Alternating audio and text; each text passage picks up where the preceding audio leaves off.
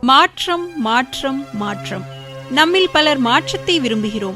உலகத்தில் மாற்றம் ஏற்பட வேண்டும் என்று கூறுகிறோம். காலம் மாறாது, கருத்தும் மாறாது, நாமும் மாற வேண்டும் என்றெல்லாம் பாடுகிறோம்.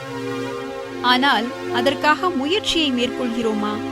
இன்றைய உலகில் நாம் ஒரு இக்கட்டான காலகட்டத்தில் வாழ்கிறோம்.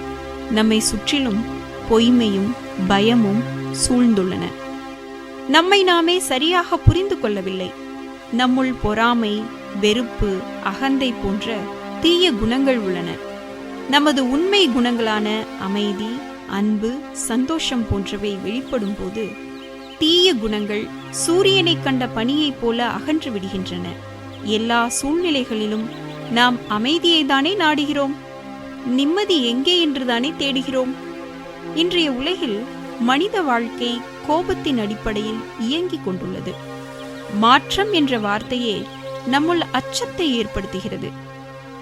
இருந்தபோதிலும் நம்மை சுற்றிலும் மாற்றத்தின் அறிகுறிகளை காண முடிகிறது. நாகரீகம் என்ற பெயரில் நடை, உடை, பாவனை அனைத்தையும் மாற்றிவிட்டோம். வாழ்க்கை என்றாலே மாற்றம்தான் என்றாகிவிட்டது. அப்படியானால் உண்மையான மாற்றத்தை கண்டு மட்டும் அச்சப்படுவது ஏன்? நமது மனோநிலையை மாற்றுவதே உண்மையான மாற்றமாகும். அதாவது தீய எண்ணங்களை நல்ல எண்ணங்களாக மாற்றுவதாகும். எண்ணங்களை மாற்றினால் நமது நடத்தையும் இயல்பாகவே மாறிவிடும். மனதில்தான் எண்ணங்கள் தோன்றுகின்றன. அமைதியான மனதில் கோபம் தோன்றுவதில்லை. எண்ணங்கள் தூய்மையாக இருந்தால் உண்மையை உணர முடியும். அப்போது நாம் மாற்றத்தைக் கண்டு அஞ்ச மாட்டோம்.